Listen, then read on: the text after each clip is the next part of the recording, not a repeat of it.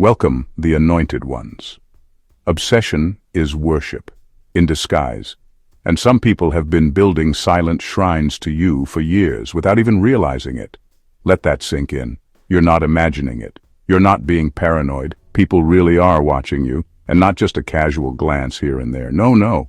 We're talking scroll back 5 years on your Facebook kind of watching.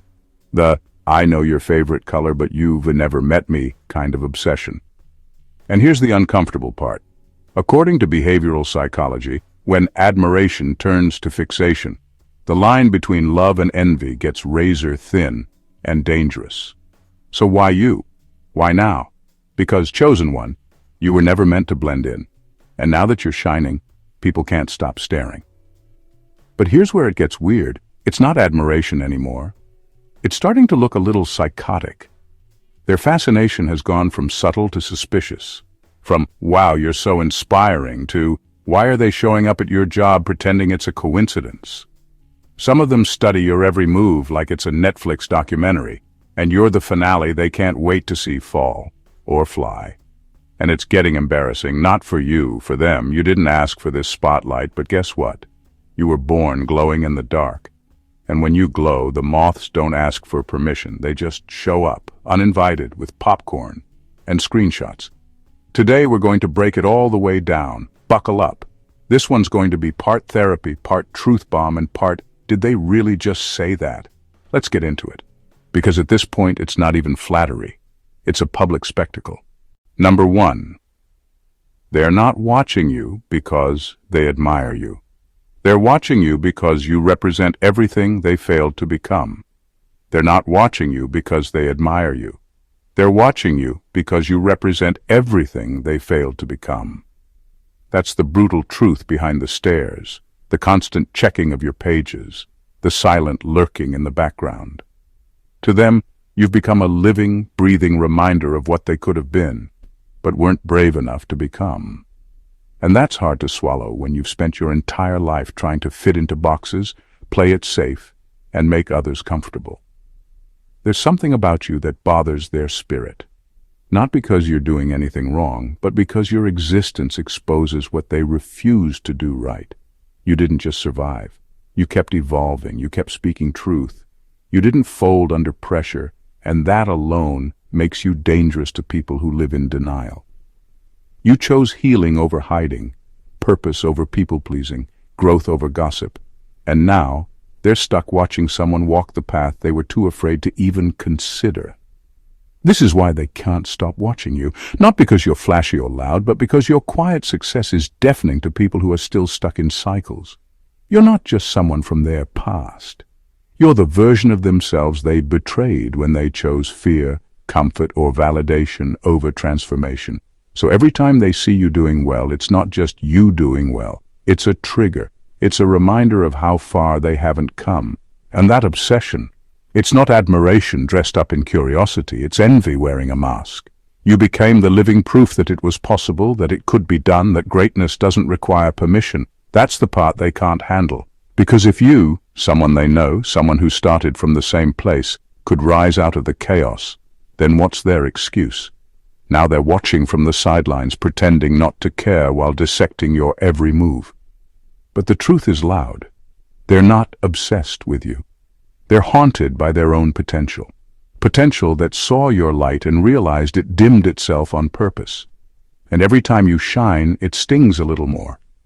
That's not admiration, that's unhealed regret dressed up as curiosity, and it's starting to show.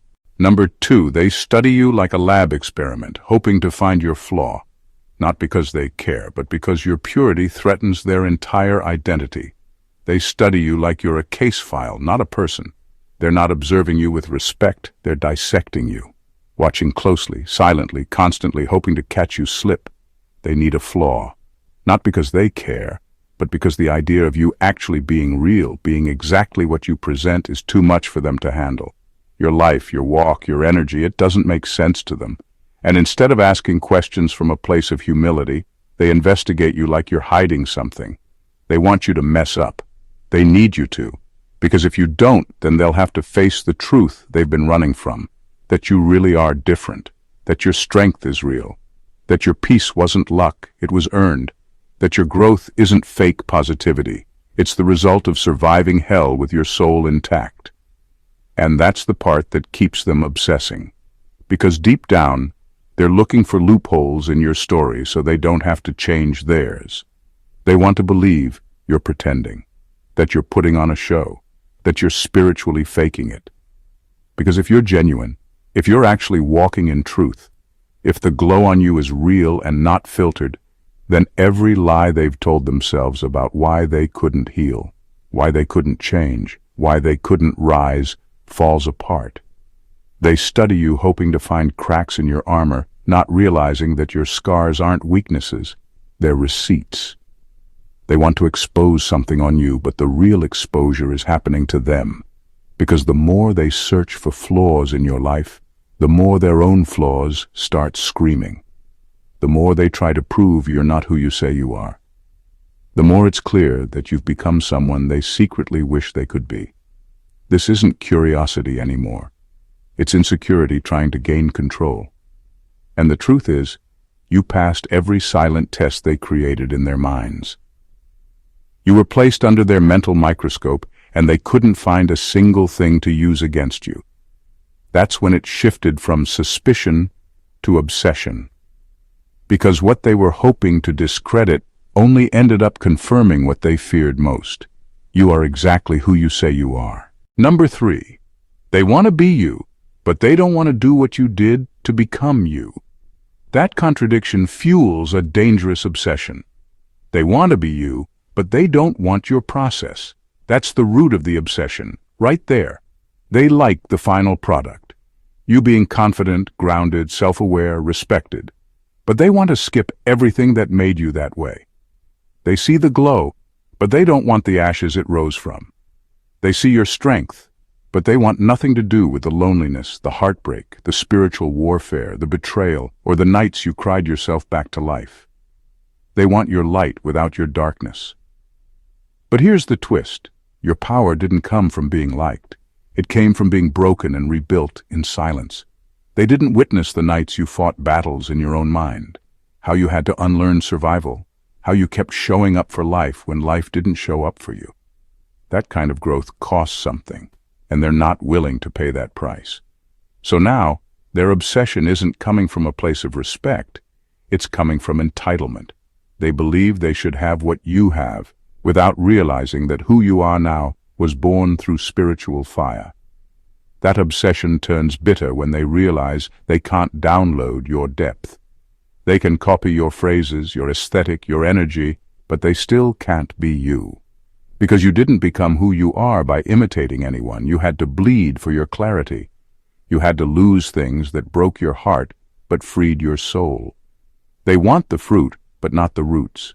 And when they realize they can't just become you by watching you or mimicking you, it drives them mad. They didn't expect your life to carry this much weight. They thought they could just steal the style and skip the suffering, but essence can't be faked. And when they realize your strength came from actually surviving things they would have folded under, it shifts into obsession. Not because they don't like you, but because they know they didn't do the work. So now they circle your life like vultures, hoping something crumbles. Not because they hate you, but because your existence proves they had a choice, and they chose comfort. And that truth is eating them alive. Number 4. You are proof that ancestral curses can be broken, and that terrifies people who are still playing victim to theirs. You are walking, breathing proof that generational chains don't have to be permanent. That's what makes you dangerous. You didn't just change your life, you interrupted a pattern that was never meant to survive another generation. While others inherited dysfunction and passed it on without question, you stood in the middle of the storm and said, "This ends with me." And that decision alone, that spiritual rebellion, made you a problem. In rooms where silence and suffering were normalized. People aren't just curious about you. They're spiritually disturbed by you. Because while they're still blaming the past for why they haven't changed, you're breaking curses they didn't even realize were binding them. You didn't just heal yourself. You started healing forward and backward, reaching into your family line, waking up buried potential, and shaking ancestral trauma out of its hiding place. That kind of power makes people uncomfortable, especially those who benefit from the cycle staying broken. Your life has exposed a truth many don't want to face, that the pain they're sitting in isn't destiny, it's a decision. You chose to confront it, they chose to repeat it, and now your very existence feels like judgment to them. You didn't preach, you didn't shame, you just changed, and that's what makes it worse, because it means they could have too. So now, their interest in you isn't just personal, it's spiritual. You're activating things in people that they've spent decades avoiding. Your transformation shines a spotlight on their avoidance, their excuses, their loyalty to dysfunction. You didn't just break out, you declared war on everything that tried to make you small, submissive, or stuck. And now, people who used to feel superior are quietly threatened by how far you've risen without their approval. They're watching, but not in admiration. This is spiritual warfare, camouflaged as curiosity. Your glow is a weapon, your peace is disruptive, your growth is violent to every generational curse still trying to survive through others. You're not just different, you're a living revolution, and the bloodline you're changing has started a ripple that will haunt those who stayed comfortable in the curse you dared to break. Number 5. They mock what they don't understand because admitting your transformation is real would mean their life has been a lie. They don't mock you because you're wrong. They mock you because you make them uncomfortable. The way you've changed, the depth you carry, the clarity in your eyes, it doesn't match the version of you they remember. And instead of evolving themselves, they'd rather invalidate your growth so they don't have to feel small in its presence. That's not honesty. That's avoidance. They throw around words like weird, too deep, fake woke, or doing too much because it's easier than admitting they don't have the discipline, courage, or desire to change. Your transformation exposes how much they've chosen stagnation and called it personality. You challenge them in a way that can't be laughed off. Your presence makes them feel their own lack of movement, and it eats at them. You didn't become arrogant, you became aware. And that awareness shifted your energy in a way they can't categorize or control. It's not that they think you're fake, it's that if they acknowledged your authenticity, they'd have to question the illusion they've been living in. You're living proof that healing is real, that consciousness is possible, that self-mastery isn't just for monks or mystics, it's for anyone willing to face themselves. And that's too much for people who've spent years avoiding their own reflection. Your truth is a mirror, and mirrors are confrontational. They'd rather break the mirror than see what's really there. That's why they talk behind your back, label you, try to shrink you down to the version of yourself that made them comfortable. Because the current version of you, whole, awakened, sovereign, is something they can't laugh away. They didn't expect you to go this deep. They didn't expect you to break free, not just from people, but from the programming. And now that you have, they don't know what to do with you, so they mock, because mocking is safer than admitting they've wasted time. It's easier than confronting the possibility that they, too, could have done the work, but didn't. You didn't offend them, you just reminded them of the work they're still avoiding.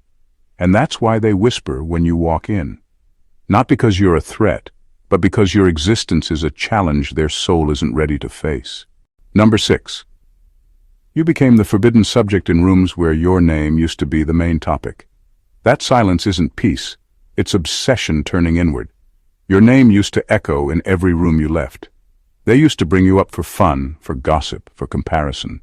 You were the favorite subject, until your growth made it dangerous to speak your name out loud. Now, you've become the thing no one wants to admit they still think about. The silence isn't respect, it's tension. It's obsession learning how to hide itself. They're still watching, still wondering, still collecting pieces of your life like evidence. But they've gotten smarter about it. The comments are quieter, the questions are indirect, the conversations are coded, because to mention you now would require them to admit what they really feel. And that's not something they're ready to face. They can't openly admire you, and they can't openly attack you anymore either. So they whisper. They stalk from a distance. They follow your moves like a ritual, dissecting your posts, your words, your glow, but pretending they've moved on. This isn't closure. This is obsession going underground, and now it's more strategic than ever. They're not shouting your name in envy anymore because your evolution made that dangerous. Speaking on you now exposes their bitterness, their jealousy, their fixation. And that's a look they can't afford, so instead they keep it internal. But don't mistake that for peace. That silence is loud, it's filled with calculation. It's what happens when people realize they can't control your narrative anymore. They don't celebrate you because they can't claim any part of your rise. They watched you build yourself with no permission, no help, no applause. And that eats at them. Because now, every mention of your name reminds them that you did what they didn't believe was possible. You became someone they can't reach, can't manipulate, can't label, so they stop speaking your name, but they never stop thinking it. You live rent-free in places that now pretend you don't exist. But the obsession never left, it just learned how to disguise itself. The silence? It's not over. It's the calm between chapters. Because obsession doesn't disappear when it loses power. It gets quiet, and it watches. Number 7. They didn't expect you to survive, let alone shine. Now they're addicted to watching the life they tried to berry blossom without their permission. They were counting on your silence, on your downfall, on your disappearance. Some of them didn't just hope you'd break. They put energy into making sure you did. They played roles in your pain, pushed buttons to trigger you, gossiped in corners to stain your name. They threw dirt on your name thinking it would bury you, never realizing it would just become the soil that helped you grow. They didn't just want you to lose, they needed you to, because your potential threatened their comfort. Your light exposed their shadows. So when you started rising, healing, and transforming instead of folding, it threw their whole worldview into chaos. They didn't expect you to recover, let alone evolve. But now, here you are, not just surviving, but glowing, thriving, speaking truth, and moving in power. And that is driving them mad in silence. They're not just watching because they're curious. They're watching because they're unraveling. It's a slow, painful realization that their efforts to destroy you failed. And not only failed, but backfired. The very pain they thought would break you actually built you. That's a kind of resilience they don't understand. They underestimated you, and now they're stuck watching a version of you that didn't ask for revenge, just chose resurrection. Every win you post, every peace-filled photo, every boundary you set, every ounce of joy you exude, it's like a reminder that the storm they sent your way didn't do what it was supposed to. You healed louder than they ever hurt you.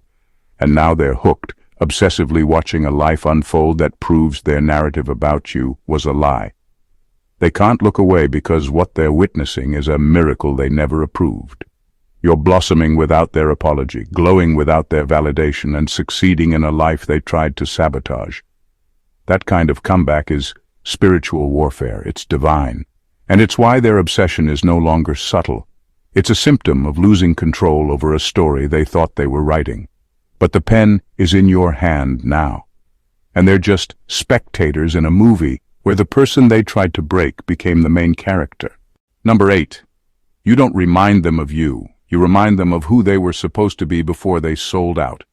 It's not really about you. It's about what you represent. You walk into a room and stir something in people they thought was long dead. You don't just carry confidence. You carry the version of themselves they abandoned. That boldness, that integrity, that sense of mission. They once had it too. But somewhere along the line, they traded it in for acceptance, safety, and surface-level validation. And now you've become the living reminder of everything they could have been if they had stayed true. That's what haunts them. It's easy for them to pretend they don't like you, that you're too much, too intense, too idealistic. But deep down, they know you didn't get here by accident. You made hard choices. You lost people. You faced isolation. You walked away from fake comfort to find real peace, and they didn't. They bent, compromised, shrunk. They did what was expected instead of what was right for their soul. And now they're sitting in a life they settled for, watching you live the one they once dreamed of. Their obsession is grief in disguise.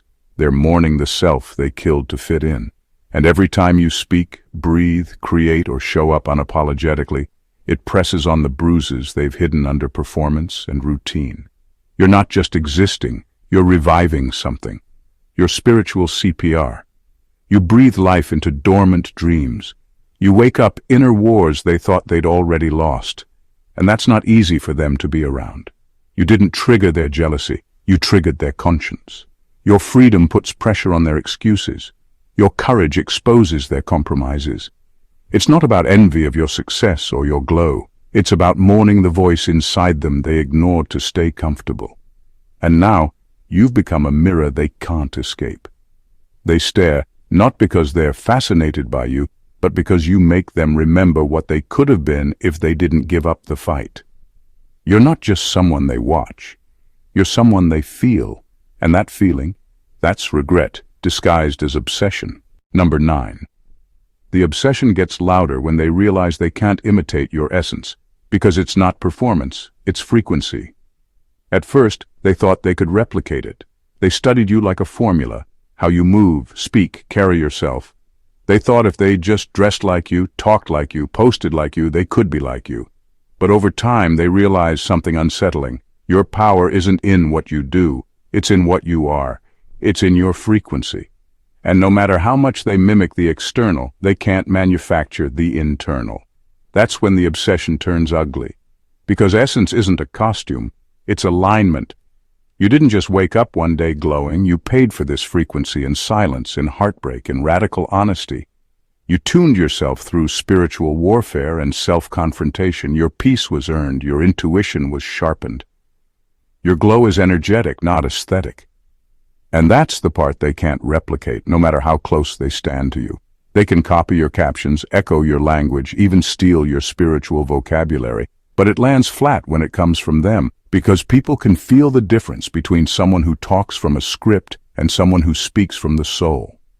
They can sense when a person is embodying truth versus performing it, and that's where your essence breaks the imitation game wide open. You're not just different, you're coded differently. Your presence speaks before your mouth does. Your energy enters the room ahead of you, shifting the air, disrupting the false, revealing the hidden. That's not something you can teach, that's frequency. And the ones trying to copy you are learning the hard way. Frequency can't be faked, so now they're mad, not just at you, but at themselves, for believing that style could replace soul. They're frustrated because they thought success, influence, or attention was the end goal. But you've shown them that true power is spiritual, and spiritual power doesn't come from mimicry, it comes from integrity. They're obsessed because deep down they want the real thing, but they don't want the journey that births it. So they settle for performance, knowing it will never carry the weight your presence does. And that truth keeps them watching and boiling. Number 10. You represent judgment without saying a word. Your integrity exposes what they compromise every day. You don't have to say anything. Just being present is enough to make people uncomfortable. Not because you're doing anything wrong, but because your energy is clean, your path is aligned, and your integrity is loud without a single word. You walk into the room and suddenly people feel exposed, not by you, but by their own inner conflict. You didn't call them out, but they feel called out anyway. That's the power of true alignment. You don't even try to prove anything, but your consistency, your self-respect, your refusal to settle, it all acts like a mirror. And most people don't like what they see in it. They've made compromises. They've lied to themselves. They've traded truth for convenience, spirit for survival, and purpose for popularity. You didn't. And that difference speaks volumes. So no, they don't hate you. They hate how they feel when they're around you. You represent the version of themselves they gave up to play it safe. And now your existence is like a spiritual audit, a quiet check-in they didn't ask for but can't avoid. That discomfort they feel around you, that's not your fault. That's their own shame surfacing. And instead of dealing with it, they project it. They call you too much, self-righteous, or fake, because it's easier than admitting they feel small next to someone who stayed real. Their obsession isn't admiration, it's inner conflict. A war between who they are and who they know they were meant to be. Watching you thrive makes them realize just how far they've strayed. They try to pick you apart to feel better about themselves. They look for flaws, holes, anything to convince themselves that you're not as aligned as you seem. But no matter what they find, the truth is still there. You walk in purpose. You live in truth. and that exposes every lie they've told themselves to stay comfortable. So they keep watching, not because they love you, not because they hate you, but because they can't stop wondering what it would feel like to be that free. And the more you shine, the more they're forced to face the version of themselves they buried. That's not drama. That's a soul awakening they're not ready for. Number 11. You are no longer a person to them. You're a symbol. And symbols are powerful, dangerous, and unforgettable. At some point, you stopped being just a person in their life. You became a living symbol, a walking reminder, a force they can't fully explain but can't seem to escape either. You're not just a memory. You're a milestone. Something shifted when you outgrew the narrative they tried to trap you in. Now your name doesn't just bring up a face. It brings up a feeling, a truth, a reckoning. And that's not something people forget. You've become shorthand for everything they couldn't predict, contain, or replicate. Your name isn't just a name anymore. It's a trigger. It's a reference point for something bigger than you. For some, it stands for resilience they didn't think was possible. For others, it's rebellion against expectations or divine defiance in the face of control. You walked away, healed, glowed up, or refused to bow, and that shook something in them. Now they don't just remember you. They study you, revisit you, rework old conversations in their mind, trying to decode what they missed, trying to figure out when the shift really happened. They talk about you even when they say they don't, in jokes, in shade, in silence, because you're not easily replaced. You never were. You were always rare, but now you're untouchable in their psyche. Your name holds weight in rooms where you're no longer present. And it lingers, because deep down, they know they witnessed something sacred, something real, and they mishandled it. That's why the obsession won't fade. Because you weren't trying to be unforgettable. You were just trying to survive. You were just being you. But the way you broke molds, refused to shrink, and lived your truth, that left a mark. They don't miss you like they'd miss a regular person. They miss what your presence made them feel. They miss the fire you sparked, even if it scared them. You've become a symbol of something rare and inconvenient, truth in human form. And symbols, they haunt, they provoke, they endure. You're unforgettable not because you forced them to remember, but because your existence carved itself into their story. And no matter how much they try to pretend they've moved on, your name still echoes where it matters most, in their conscience. Number 12. The way they watch you says more about their emptiness than your presence. You're their secret idol and public enemy. They watch you more than they admit, and not casually either. It's with intensity, calculation, and a strange kind of hunger they don't even understand themselves. They monitor your posts, dissect your words, study your glow. And it's not because they hate you, though that's the story they'll tell. It's because deep down you've become the blueprint for a version of themselves they don't know how to reach. You've got something they can't buy, fake, or force. Peace that wasn't given, it was earned. Confidence that's not loud, but undeniable. Grace under pressure. Wisdom that doesn't need applause to be valid. You don't just survive, you embody truth. And that eats at them because they crave it, desperately. But instead of learning from you, they turn your light into a threat. Because to admire you publicly would mean surrendering ego, and their pride won't let them do that. So now they live in contradiction. Behind closed doors, they mimic your style, quote your words, even shift their values based on your influence.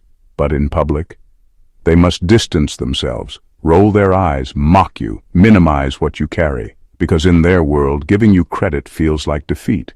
You're a walking contradiction to everything they pretend to stand for. And still, they can't look away.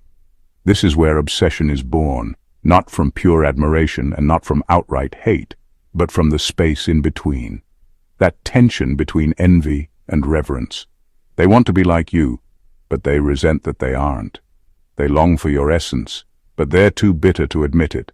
So they circle your life like a satellite, always near, never brave enough to land. You became their secret idol and public enemy all at once. The person they dismiss to others but study in silence. They can't stop watching because something in you exposes something in them. And that internal tug of war is slowly unraveling them. Obsession at its core is when someone is haunted by what they could have been if they had your courage. And that's exactly what you trigger without even trying. Number 13. Your resilience disrupted the natural order of control. Now they're obsessed with reclaiming the power they lost when you stood up. They had a role written for you. Quiet, broken, dependent, predictable. You were supposed to play along. That was the unspoken contract. They'd tolerate you as long as you stayed in your assigned box. As long as you didn't rise above the ceiling they built for you. But then you did the one thing they weren't prepared for. You refused to stay small. You didn't fold like they expected. You didn't crumble under pressure. You got back up. You healed in ways that confused them. You stopped apologizing for being powerful. You spoke the truth they tried to silence. And that single act, standing up, shattered their sense of control, because your power was never just yours. It disrupted the system they were feeding from. It reminded them they never had real power to begin with, only borrowed dominance rooted in your submission. Now they're obsessed, but not in awe, and not out of respect. It's a surveillance kind of obsession, a scheming kind. They watch you, hoping to find your weak spot. They scroll through your wins, not to congratulate, but to dissect. They don't want to learn from you. They want to undo you, because your resilience humiliated the illusion they were living in. They thought they were the authority in your life. Now, they're scrambling to regain control over a situation that slipped from their fingers the moment you stopped asking for permission. Your healing wasn't just personal, it was revolutionary. It exposed how many people were feeding off your silence, your pain, your willingness to play small. You walked away and they lost access. Now all they can do is watch and plot. They can't stop checking in on you, because deep down they're trying to calculate if they still have a chance at influence. But the truth is, they don't. That grip is broken. And nothing terrifies a control-driven person more than someone who no longer fears them. That's why their obsession is getting darker. It's not just curiosity, it's desperation. You reclaimed your narrative, and now you're untouchable. They're not just stalking you for entertainment. They're watching to figure out how you slipped through their hands. But what they don't realize is, once you awaken, once you reclaim yourself, there is no going back, and they'll never have that kind of power over you again. Number 14. Their obsession is getting embarrassing because it's turning into mimicry, and mimicry always reveals who the true leader is. What started as mockery is now turned into imitation, and the shift is loud. The very people who once rolled their eyes at your authenticity are now echoing your every move. They used to call you too much, too different, doing the most. But now, they're studying you like a manual, copying your tone, your style, your phrases. They thought they were mocking a moment, but you were birthing a movement. And now they're trailing behind, hoping no one notices who led first. But people are noticing. You didn't ask to be followed. You didn't try to be the blueprint. You were just being real, consistent, aligned, and that's what made you magnetic. You spoke from the soul before it was trending. You walked in integrity before it was profitable. You embodied truths they were too scared to claim. And now that they see the world responding to your energy, they're trying to mirror it. But here's the thing. Mimicry is never as powerful as the original. You're not just being copied, you're being exposed as the origin. And it's getting awkward for them. Because when people watch closely, they can tell who's living it and who's performing it. One resonates, the other just repeats.